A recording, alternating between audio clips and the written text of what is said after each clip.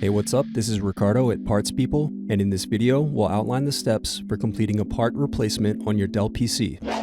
Visit our website and use this coupon for a 5% off discount.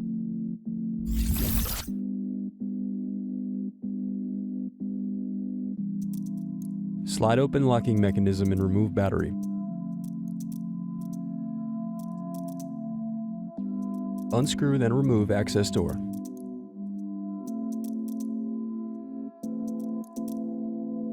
Now unscrew and remove DVD drive.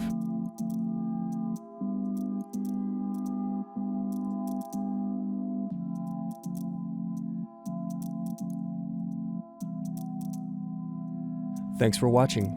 Don't forget to like and subscribe if you enjoyed this video. And if you need more, check out this playlist to watch other tutorials for your laptop. You can also click here to find parts for your laptop at partspeople.com.